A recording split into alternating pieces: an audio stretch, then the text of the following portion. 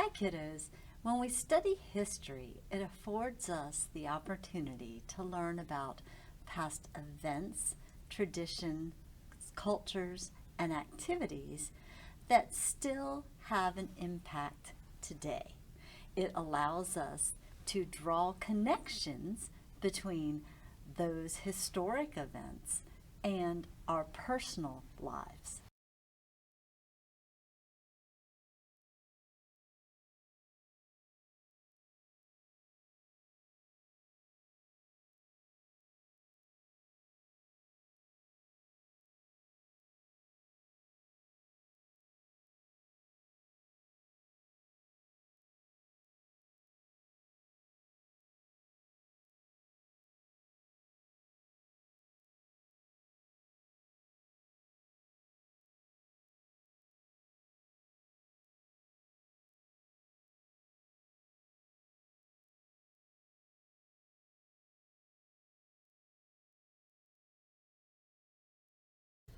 Let's learn about the South Carolina Gullah tradition of sweetgrass basket weaving.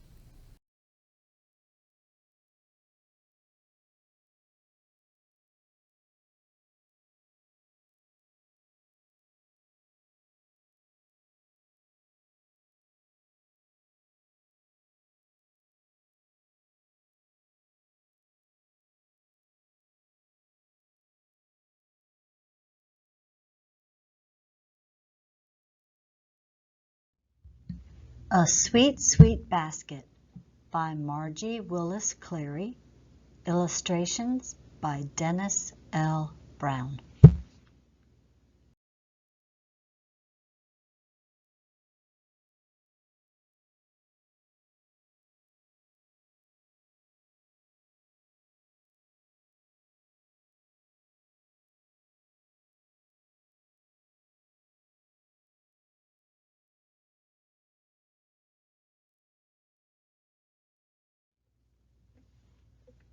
Keisha picked up her books as the school bus came to a stop. It had been a good day at school. However, with the warm spring weather, it was difficult to keep her mind on studying. It had been especially hard today, as she was anxious to be home. Today was the day that Grandma reopened the basket stand on the highway. Peering through the bus window, Keisha caught a glimpse of Grandma's straw hat and the tin roof of the basket stand laden with sweetgrass baskets. To the 7-year-old, there seemed to be 100 baskets hanging on the stand. Grandma had worked many a long hour during the winter months getting ready for this day.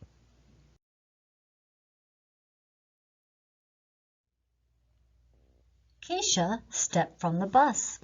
She looked both ways and walked carefully down the incline to the path that led to the white house in the pines.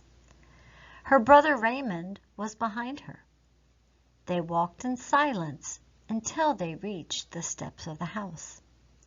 "This is the day," Keisha said. "Wonder if Grandma's had any customers." "Wonder if she made any money," Raymond remarked.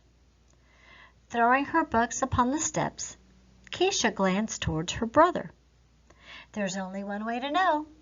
I'm going to the stand and find out. Come on with me." "Can't go. Big Papa is out back plowing the garden, and he promised to pay me $5 to help him this afternoon.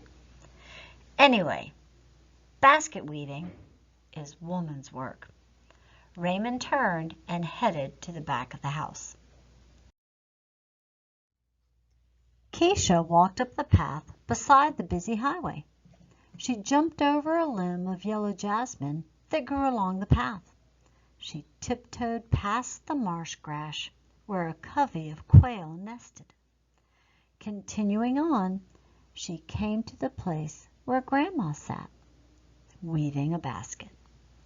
Behind Grandma was the basket stand. The stand was made of weathered wooden boards, crudely nailed together. Sheets of tin covered the rafters, making a roof. There were baskets of every size and shape, hanging from hooks of long nails. Almost out of breath, Keisha asked, "Grandma, any customers today?" Without missing a weave, Grandma answered, "Why, yes, child. I sold 2 baskets before noon." Who bought them? A woman from Pittsburgh. She had seen the baskets in the city and wanted a basket for herself and one for a friend. I sold her a fruit basket and a sewing basket. She didn't even try to haggle. "That's great," Keisha said, as she fingered the sweetgrass piled near her grandma's chair. For as long as she could remember, she had watched Grandma weave the baskets.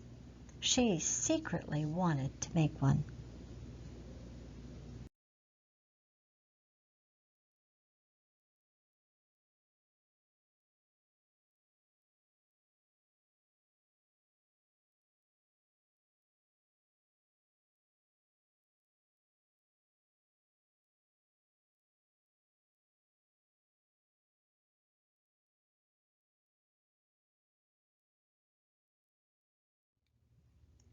Gathering up courage, she asked, "Grandma, when can I make a basket?" Grandma put down her half-finished basket, reached out, and pulled Keisha to her knees. Smiling at her granddaughter, she said, "Why, child, I've wanted to teach you basket weaving for a long time. I was about to think that not one of my household kin was interested in carrying on basket making. I made my first basket when I was just about your age. I can remember it like it was yesterday. My mama taught me just like her mama had taught her many years before."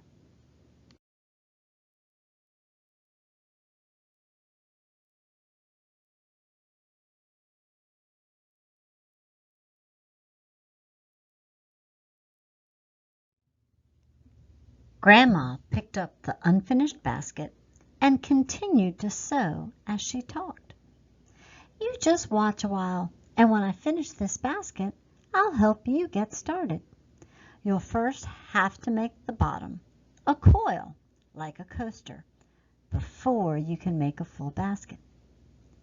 "That's fine with me," Keisha responded excitedly. "I just want to learn."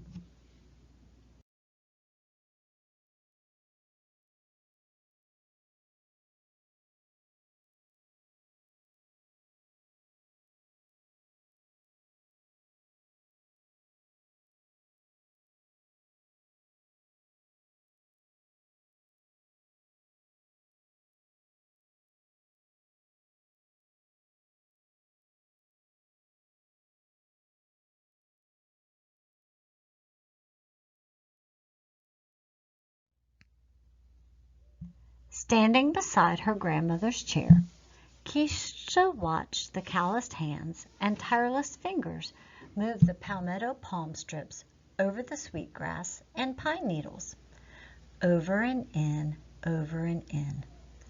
"You sure can weave fast, Grandma," said Keisha.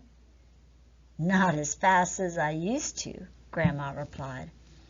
"I've been sewing sweetgrass baskets for might near 70 years. Your great-grandma taught me all about basket weaving. She was taught by her mama, who had learned it while living on the plantation. They made work baskets back then. That was when the fanner basket was used for cleaning the rice on the rice plantations. My mama told me sweetgrass weaving came straight from Africa long before the Revolutionary War, and it is only found in the low country of South Carolina." Grandma made a loop knot to tie off the end of the sweetgrass. She carefully wrapped a palm leaf strip over and in to finish the basket. Placing the finished basket on the bench beside her, she said, "Honey, I'm so happy that one of my family wants to carry on basket weaving. I was afraid it would end with my generation, since no one had ever showed interest until now. Take your mama. I tried to teach her when she was knee-high, but she showed no interest. All she wanted was to play with the palm leaves and pine needles. And as soon as she finished high school, she went off to the city to work. Same with your Aunt Etta. She moved to New York to teach school. Too busy for baskets. You will be blessed carrying basket weaving on for your old grandma. Keisha leaned over and hugged Grandma and said, I'll do my best. Let's get started. A door slammed. Keisha looked toward the house. She saw Raymond walking hurriedly in their direction. Running to meet her brother, she began telling him all about Grandma's customer and about how Grandma was going to teach her to weave a basket. Slow down, sister. You're too excited, Raymond said. Here's a biscuit for you. Thanks, Raymond. I thought you were helping Big Papa. He's already finished the garden and is resting on the back steps. I decided to come see how things are going up here. Keisha took a bite of her biscuit. Raymond sat down on the bench near Grandma's chair. Grandma, Keisha said you sold 2 baskets. How much did you get for them? Gently nodding her head, she said, Enough, son, enough. More than $5? Much, much more. Why are you so interested? Grandma, can men make baskets? He asked. Sure they can, Grandma replied. Your great-grandpa was one of the best basket weavers this side of the river. He made work baskets, ones big enough to tote vegetables. There's one of his old baskets in the attic. I'll show it to you sometime. Folk don't weave work baskets around here anymore. Most of the basket weavers in Mount Pleasant make show basket using sweetgrass and palmetto palm leaf, adding long leaf pine needles for strength and color. The bulrush is used too, but not me. No siree, not as long as your daddy and Big Papa can still find sweetgrass around the islands. You know, with all the buying up of the coastal lands, the sweetgrass is getting hard to find. Some basket weavers are going as far as Florida to buy it, and it's mighty expensive. It's a crying shame. Without sweetgrass, this African craft would be lost forever. Things may be looking up for us basket weavers, though. Last fall, the historic Charleston Foundation gave land on James Island for planting sweetgrass. If it takes on, there'll be plenty of sweetgrass for basket weavers in the future.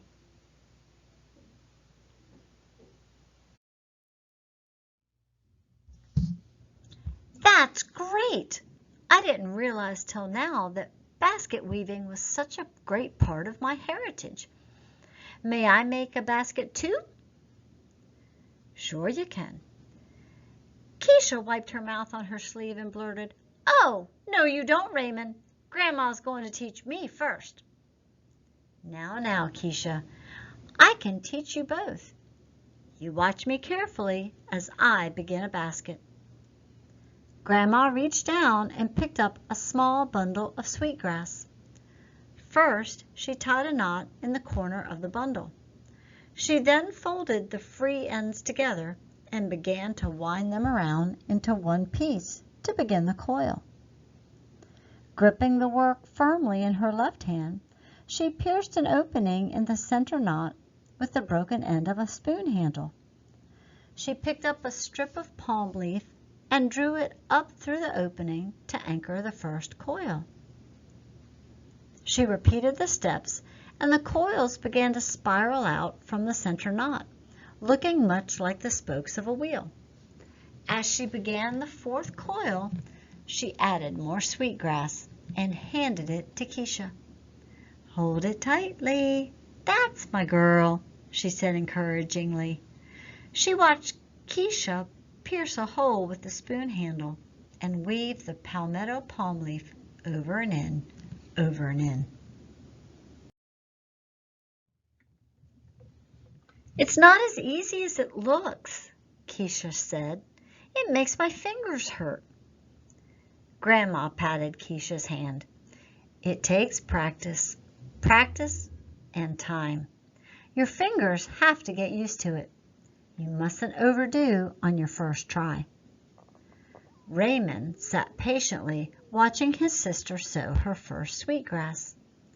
He had not noticed the sun sinking lower and lower in the west. "Grandma, it's my turn. I can do it now," he said. "I'm sure you can," said Grandma, "but you're going to have to wait until supper. Your Mama and Daddy will be home in a few minutes from work, and I've got to put my baskets away and cook. I'll help you start your basket right after we eat." Taking out just enough sweetgrass, pine needles, and palmetto leaf strips to begin a coil for Raymond, Grandma picked up the basket that contained her materials. Handing it to her grandson, she said, "Take this, Raymond. I'll get the baskets from the stand. You too, Keisha." Keisha stopped her weaving and proudly placed the coil bottom into Grandma's finished basket. Then she began gathering baskets from the stand. This was a job she had done as long as she could remember, but today it was different. Today the baskets seemed more beautiful. They were no longer just Grandma's work. Today the baskets were an art that could be traced back to her ancestors, back to Africa. With an armful of baskets, Keisha walked behind Grandma toward the house.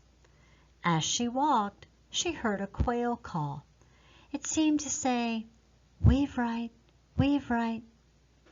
When she reached the porch, Keisha put the baskets into the storage bins. Carefully holding her coil in one hand, she opened the screen door. Grandma was already in the kitchen.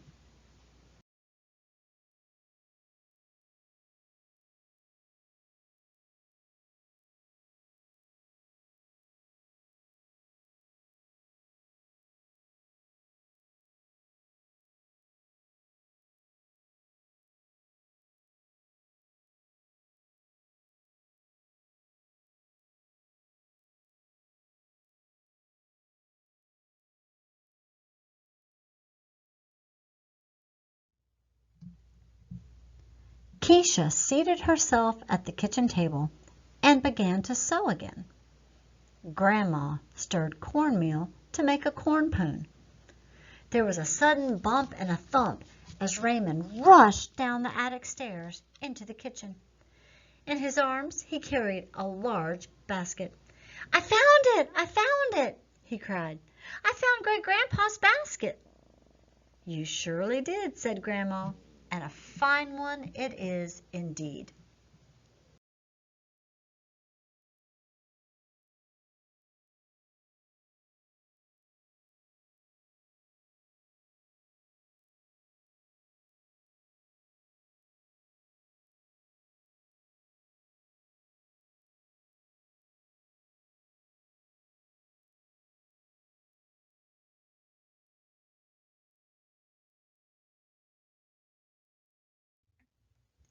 Keisha ran to the basket and looked inside. She saw something that Raymond had not seen. There, inside Great-Grandpa's basket, was a much smaller basket. Picking it up, she said, "Look, Grandma, a sweet little basket. Where did it come from?" Grandma wiped her hands on her apron and picked up the basket. "Law, child, that's the first basket I ever made. I had forgotten it was still there. Looks good to be so old." "Please, Grandma, may I have it?" asked Keisha. "Yes, dear, I want you to have it," said Grandma. "And Raymond, you can have Grandpa's. Now You will have part of the past as you carry on basket weaving for the family." They both thanked Grandma for the baskets. Raymond ran out the back door to show his basket to Big Papa. Holding Grandma's old basket close to her heart, Keisha smiled a big smile and said, "I'll keep it forever. It's a sweet, sweet basket."